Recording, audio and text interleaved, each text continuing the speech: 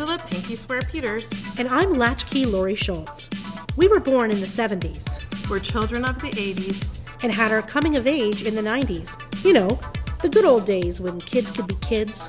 When music had real instruments. And when no one ever seemed to worry about carbs.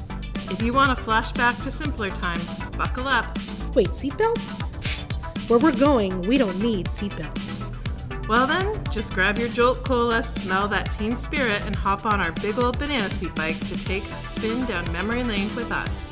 For we are the best generation that ever was. You're listening to Generation X Rated. The Survivor Stories. Hey, survivors! Our Gen X friends out there. Welcome to the very first episode of Generation X Rated. That's our show name, right? It is. It's the first show. It is. We should know what it's called. Generation Let's go with that. X Rated. The Survivor Stories. Here we are. Angela. Hello. Angela Peters. Sorry. Angela Pinky Swear. Pinky Swear Peters. Yeah. And you are? Latchkey Laurie Schultz. With my latchkey around my neck so I can get into my house later tonight. And be all alone, Be like all you alone. were. Like I was growing up. Sitting there with my microwave dinner. And the after-school specials. My after-school specials, my microwave dinners, looking out the window, just waiting for an adult to make themselves present in my life. My mom is listening right now going, are you kidding me? Love your mom. Yeah. My mom's all right. That kid's okay. That kid's okay. That kid's all right. The kids are all right. How are you, Angela? I am just so excited to be here with you. This is so fun. I am excited to be doing this. Who are you, Angela? For the people who may or may not know who you are. I'm so many things. You're a lot of things. Don't we all have identity crises anyway? I don't know who I am. Well, I'm a survivor. You are a survivor. Of Generation X. You are Generation X. We knew who we were. We were Generation X. We were Goonies, man. We were Goonies. We were the best. We were regulators. What's that? Come on. Young Guns. Oh, man. Regulators. Sorry, this is how this is going to end up. This. Where you know things that I don't? Well, no. That I just randomly blurt out things from the 80s. Yeah. Sorry. So anyway, yes, you are. I'm still here. I'm still here. I'm Angela Pinky Swear Peters. Yes. And we're sitting here today in your lovely candy store.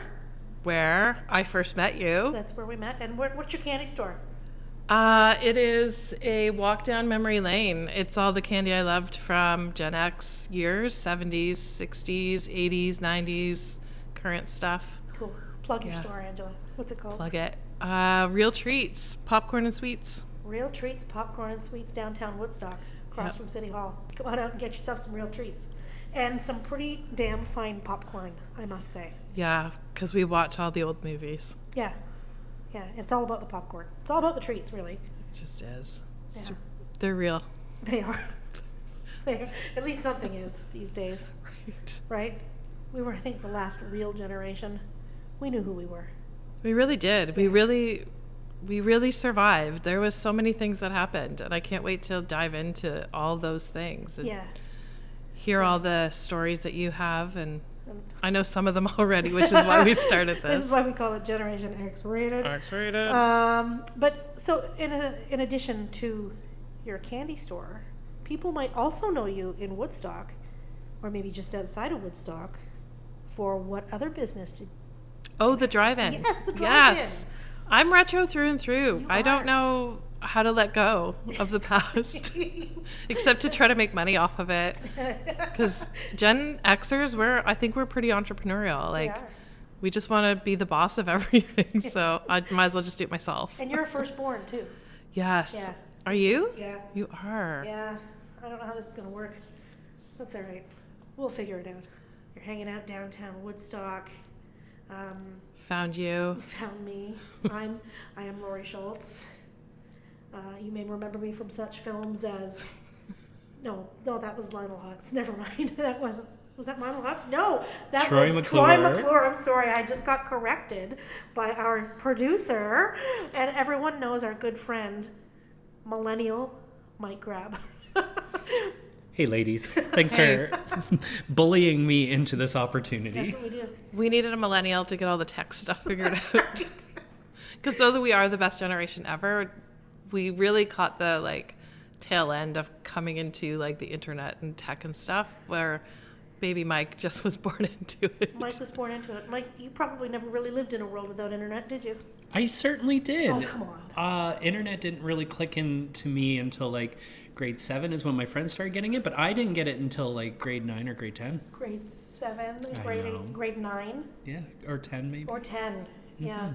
I was in college when I first got the internet, and it was dial-up. Same. And I had a Nokia phone. That was my first cell phone as well. You know, the big thick. Were they flip? No, they had like bumpers, like a big bumper. It was like a rubber thing with like a little rubber antenna at the top, and you couldn't put that in your pocket. Didn't stop me from trying, but that was anyway. So this is our friend Millennial Mike, Mike Crab. You might recognize Mike Crab. Mike and I have another little show together called Out for Coffee with Mike and Laurie, and and you might recognize Mike also from the Theater Woodstock, and he acts, he produces, he even sings. Sometimes. He directs. Well, he's directing us right now, at least. Well, I'm trying to. He's trying to. With your ADHD over here, it's really hard to reel you guys in. And he's not being flippant, actually. I'm in the process right now of actually being tested for ADHD, which, surprise. I think I told you had it. Yeah. That's just what we do. Don't you have it? I do have it, and then I just decide like everyone else has it, but you genuinely do have it. Yeah. Well, I guess we'll find out. You're welcome. It's at the moment of airing, or not airing, sorry, at the moment that we're recording this, I do not have my results back yet. We should do that live on air. We should do that live. like a Maury Povich. Like the DNA tests. Yeah. Was Maury Povich always a paternity test show? No. I feel like he did something respectable for a minute, and then they did one paternity show, and the ratings were through the roof. Like, Maury, we're going to go collect all these people who have like babies. Jerry Springer. Remember Jerry Springer? How do you not remember Jerry Springer? Well. But, like, did he start out the same? Like, I feel like the only one who kept it through and through was Sally Jesse Raphael. Yeah, I got to meet her. I didn't know you met her. Yeah, I met her when I was in New York. Like, just walking down the street and you saw her red glasses? Yes. My red glasses saw her red glasses. And I was drawn to her. Everyone else in the city of New York just disappeared. No, I actually went to a taping of Sally. You did not. I did. Yeah, it was a full day. Like, if you committed to going to a taping, you committed to a full day of taping. And so I think there were 2 or 3 episodes we watched. Do you remember what they were about? No, probably some scandal. Scandalous. But they gave us pizza. What? Yeah. They kept us the whole day, but they fed us lunch. You've had the best life. I've had the best life, and it all revolves around free food. It does. As we sit here and eat candies here from the... Mike, I'd like to ask you a question, but I can't because your mouth is full of gummy somethings. Exactly. What's your question? I know I don't really have a question. I just wanted to put you on the spot there. Because that's what I do. Anyway, yes, so it's Angela and Mike and Laurie here. Now, sorry, Mike, you're not a Gen Xer, so we're going to pick on you a little bit. Yeah, that's inevitable. It doesn't matter what we do, that happens. That's true. But didn't you work at Blockbuster? I did. Like, I feel like you've lived a Gen X life. Oh, an honorary Gen Xer, eh? Like, maybe if you do really well with this, then we'll give you, like, an honorary Gen X birth certificate or something. Or maybe like a little badge, like this fake police officer. You know, when a kid does something really good and they get honored by the local police. Here's a little tiny plastic badge you can put on. Something to look forward to. Yeah. What can we give you? Like a... That's up to you. You're the creative... I don't know. What would be a Gen X appropriate gift for an I think stickers. I think like... Oh, scratch and sniff. Scratch and sniff stickers. Yeah. Like when our teachers gave us those, like I knew I was doing good. Yeah. Did you ever have like a booklet? Yes, like I can bring it in. My mom just gave me mine back. Really? And it is... I was hoping I'd get some money out of the Garbage Pail Kid stickers. But yeah, they still smell the scratch and sniff stickers in my book.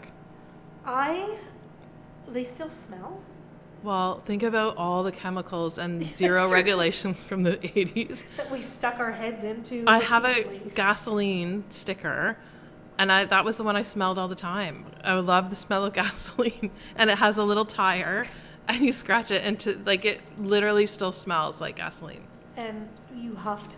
I huffed it all day stickers. today. It's like, my mom brought me the sticker book literally about a month ago, and I was like, there's no way. I had a flashback, and there was a whole page of scratch and sniff, and they still smell. That's incredible, because that's what? Easy. Years ago? Yeah, that's a long time. It was a bit. It really makes me wonder what it was that we got ourselves into, and how much of the WMIS training we should have possibly had back then. All these chemicals seeping into our brains, like the cigarette smoke from the house, the car. The doctors. When you walked by the doctor's office, right? But even in the school. Like when you would walk by, in school? Not in school, but I remember walking by the teacher's staff room as a kid, and the teacher would come in and out, and it would just be a cloud of smoke in the staff room. Yeah. Man. That's insane. Did you go to really rough schools? Yeah. I thought so. No, I didn't. I don't remember that part, but yeah, no, it was crazy. Could be true. But I probably didn't notice because there was smoke everywhere anyway. Yeah, like the smoking section. In fact, this episode right now has been brought to you by the smoking section. I love that. Yeah. I love that so hard. Do you remember going into the smoking section? Well, to any restaurant, they're like smoking or non-smoking. You're like, what the hell's the difference? I waitressed at all of those, and I was always like, can I have the non-smoking section? And they're like, sure, but it just wafts. Yeah. And the non-smoking smoked. section is right beside the table that starts the smoking section. It's smoke. Did you ever smoke? No. Okay. No. Why? Did you? Oh my God, yeah. Were you a smoker? I was. You don't look like a smoker. You can usually pick them out. That's because I quit. I quit in the year 2000. In the year 2000. Exactly. I felt like I should do stuff that was important then. You wanted to do things important in the year 2000? Yeah, so I quit smoking. So you quit smoking. Well, that's important, I would say. Yeah. Were you worried about Y2K? Oh my God, right?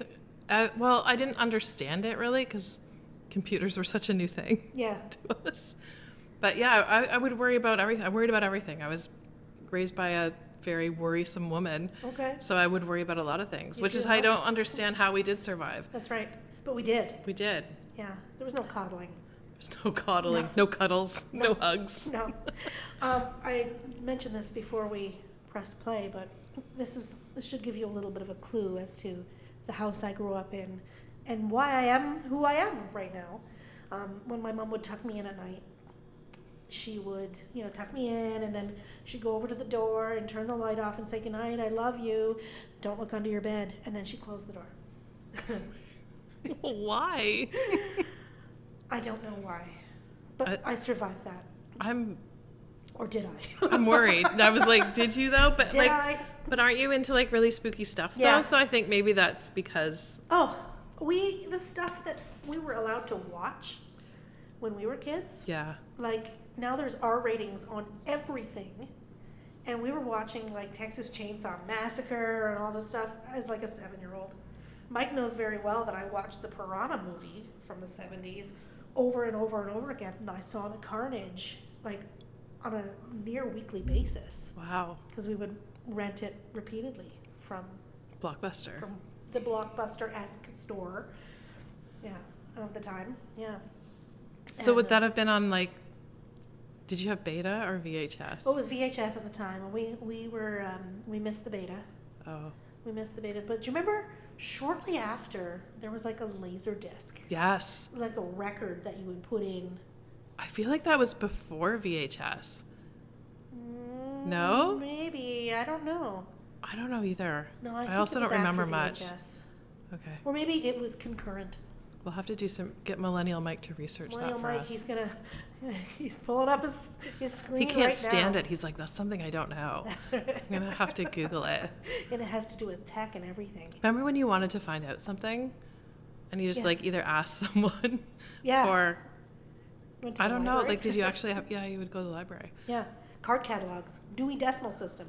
Oh my goodness. I just took my class to the library here this week. Did you? Yesterday. Not yesterday. I think it was. Yesterday was Monday, right? I don't even know what's happening. I don't even know right what's now. going on right now. Where are we? Speaking of which, I tuned out for a second to grab my phone, and I actually didn't hear what you wanted me to Google. Oh, that's right. That's probably better for now, you.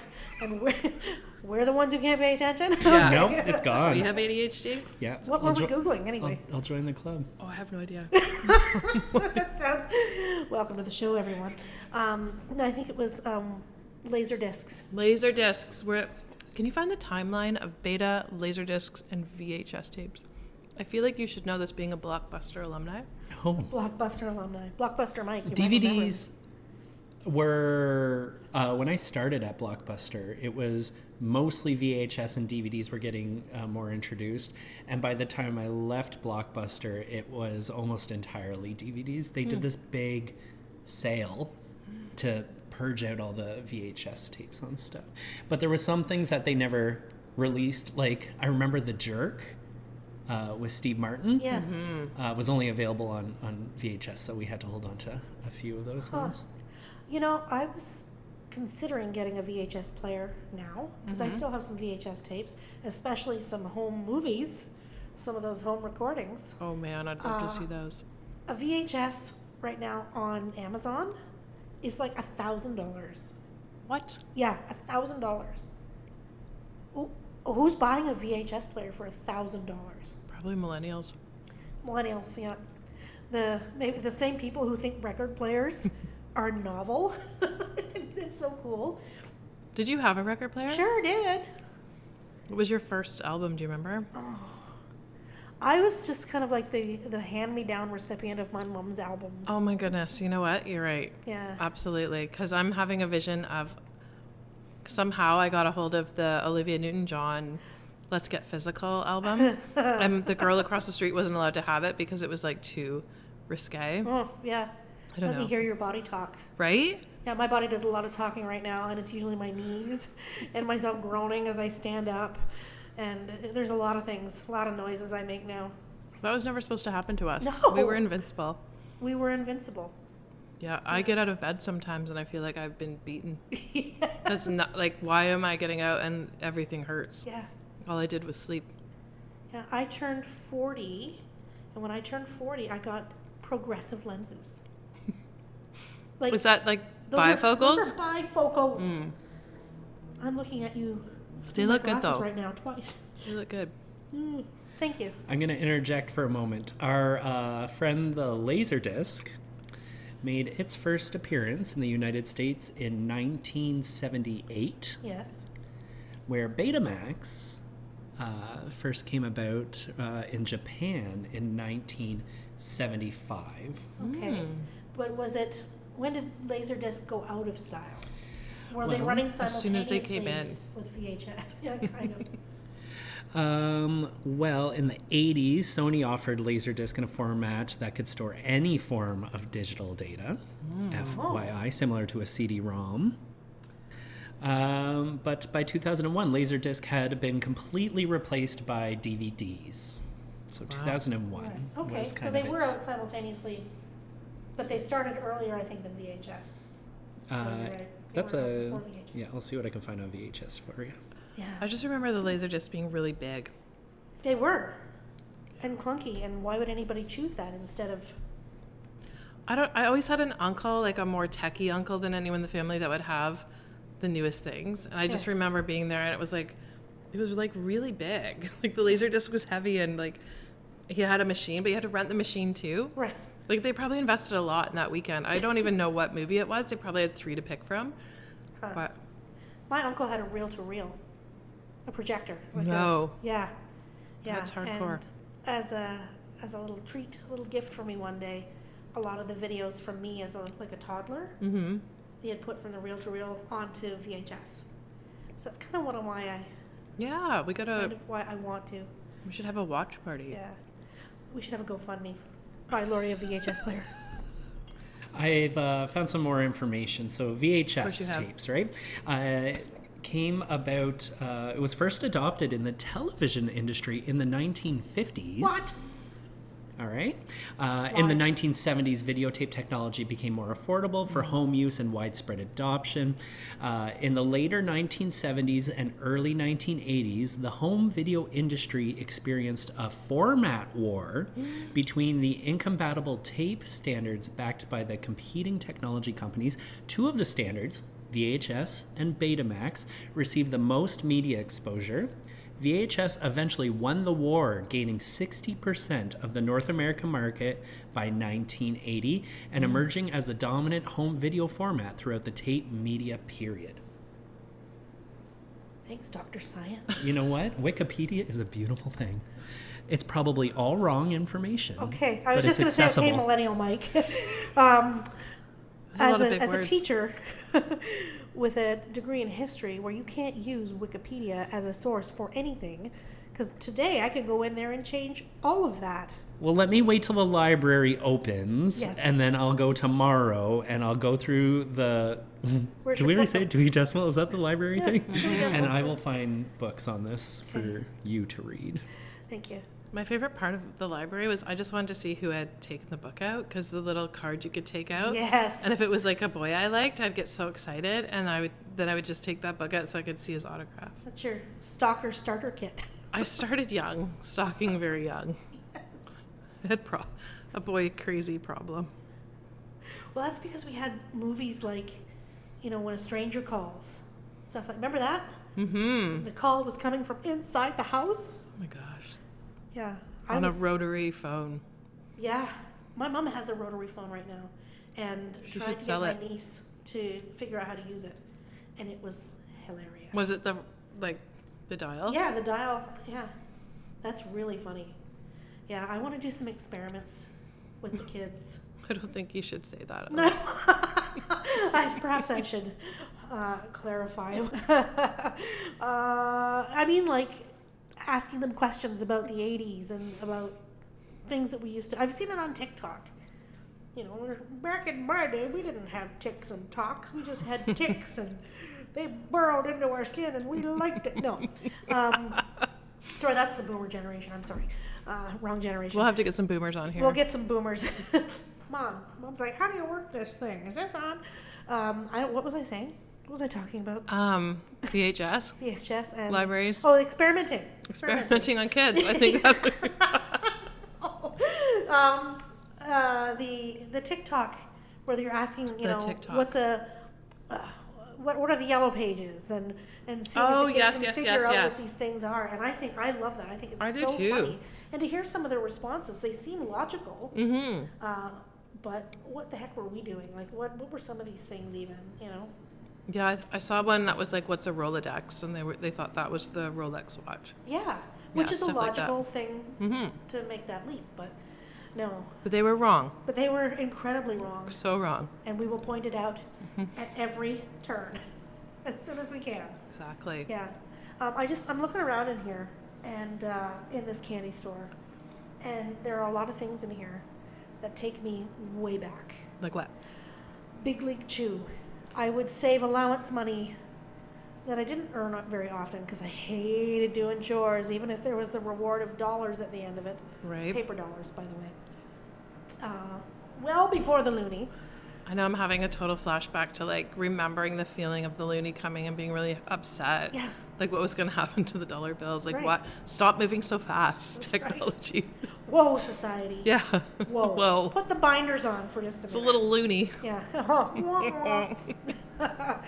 Yeah, but I would save up the money that I did earn.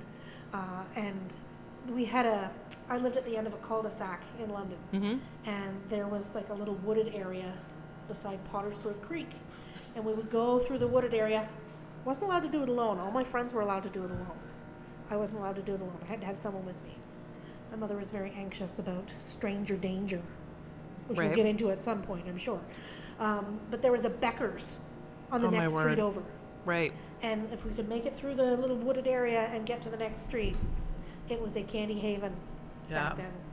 The little gold nuggets, the gum that looks like gold nuggets. We have those, and you have to remember you had to eat, like, you would eat the whole sack and it would still be a really tiny piece of gum. Yeah. And the flavor would leave rather soon. Yeah. Yeah. But Big League Chew, just the smell too, just is like the best part of when we open candy from especially the 80s is like, you know how your brain remembers a certain smell? Yes. So like when you open the Big League Chew, it just takes you like right back. I just don't understand how. Can you look up the chemical part of the olfactory, I think it's called? Yes. But scent. Your sense of smell is the sense that is most tied to memory. Interesting. Yeah. I learned that in a psych course. I love it. Yeah. So that's why instantly, you smell cinnamon, you're like, oh, well, Christmas. It just takes you to a time and place. Yeah. And hopefully that time and place is good. Yeah, what does fear smell like? It takes me back to GenerationX. My basement. My basement on Herbert Ave in the 1980s is what fear smelled like. I feel like you lived in a really... I would love to take a tour around your old neighborhood. You had these woods you weren't allowed to go in. At the end was a candy store if you made it through the woods and didn't get stranger dangered. We should do we'll do a road trip someday. I would love that. And we'll Facebook Live it. It'll be like a Dateline episode. Oh, we can interview my old neighbors. The ones who are still with us, that is. Yes. I mean, some moved. Some went into the woods. Yeah, some went into the woods. Some actually are dead. Oh, yeah. I'm so sorry. Well, don't be. I didn't kill him. Or did I? No, that's a different podcast. That's a very different show that I still could be hosting someday. I don't know what's happening anymore. So anyway, Big League Chew. Big League Chew. Big League Chew. And what else is in here that's 80s inspired? Oh my goodness. There's bottle caps, gobstoppers, the fizz. Remember the hard candies with the fizz on the inside? Pop Rocks. Oh, Lickamade. Lickamade. The people will call that Fun Dip as well. Fun Dip. Speaking of the fizz, wasn't there a movie, was it Porky's or something maybe, where didn't they fill a pool with fizz candies? Or talk about it at least? Or am I making this up? I don't know, Mike. Don't know if I've seen the full episode of Porky's. I always got in trouble if it was on. We're allowed to watch Porky's. Yeah. But we would through those wavy lines when we didn't have the Super Channel or something. Oh my word. Make out what was going on. Do you remember? Oh yeah. My uncle and aunt down the street had the it was like a box remote and you'd push all the buttons. Yes, it was brown. Yes, and it was brown. You push a button for the up numbers and down for the down numbers. But they had pay TV or whatever it was called back then. But the ones they didn't had the wavy lines. Yeah. And me and my cousin would try to yeah, you're kind of cheating your way through. It'd be cool if they had glasses that you put on and you could see past the waves. Yeah, like X-rated glasses. Yeah, not X-rated. For X-rated movies, probably. That's a different show. X-rated glasses. Yeah. No. Mike, when you said about the candy in the pool, the only candy I can think of in the pool was in, why is it? The candy bar in Caddyshack? Yeah. Thank you, Caddyshack. I do remember that one where it was a Baby Ruth or something floating around? Or something like that. I don't know what it was. But that cleared the pool up pretty quickly. Yeah. Yeah. In a future episode, I'd like to talk about public pools and swimming in the 80s. Oh, yeah. Yeah, because I have a lot of opinions about things like that. I cannot go swimming in a public pool. Why? Because of urine? Life. Urine. Because of urine. That's usually what stops me from doing a lot of things these days is urine. Urine. Whether it be mine or someone else's. I just remember going to swimming lessons at 10 a.m. in the summer, and it was almost 0 degrees in those pools. Yeah. There's no heat. And my mom would just be sitting there on the bleachers watching, and we're all blue-lipped. And the lifeguard's in a sweater, and what are you doing to these? We're just treading water just to keep warm. Well, you didn't need to heat the pool because over time during that day, enough kids would pee in it. That is so gross. Then it would warm it up just by its state of being. Even if you put your towel down and you would go to lie down, the cement smelled like pee. Yeah, it did. Who's peeing on the cement? There's so much pee. We're just living in a world of pee here, guys. Anyway, this has been a great first episode. I hope you're still with us. And I hope you want to come back. We can choose whether we air it or not, too, right? Oh, we're going to air it, baby. No. We're not afraid of anything. No, we're not. And we don't care what you think about us. We don't care what you think about us. We're better than you. It doesn't really matter.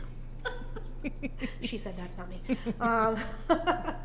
But each episode, I think we're going to bring an episode to people brought to you by the memory of something. The memory of something. So what do you think this episode should be brought to you by? The memory of the smell of the cement in the public pool? I think this was brought to you by the urine in every public pool. Brought to you by the public pool. Warm. That warm The urine that kept you warm at swim lessons. It was either the 3-year-old or the 83-year-old who made it happen. Wasn't us. Sometimes it was me. Okay, well. I was that cold. You're on your own there. You were on your own there. Fair. Yeah, I can't pee in a public pool. Okay. I can barely pee in my toilet. Anyway, that's a different show. Okay. So much to unpack there. Well, you know what? We're just so grateful that you tuned in. Hopefully you did, and that you want to continue to tune in, because we have a ton of things to talk about, a lot of memories to share, some visual imagery, obviously, that we have led you into today, and there's more to come. I'm not going to lie to you. There will be more to come. We would like to definitely thank Millennial Mike for giving us the "it's time to wrap it up" sign. I don't know if it's actually time or if he's just tired of hearing about urine, but it's okay. Either way, I think we've had enough to say for today. Definitely. So this is Latchkey Laurie. And Angela Pinky Swear Peters. Signing off. And hey, make sure you join us next time, or we'll give you something to cry about.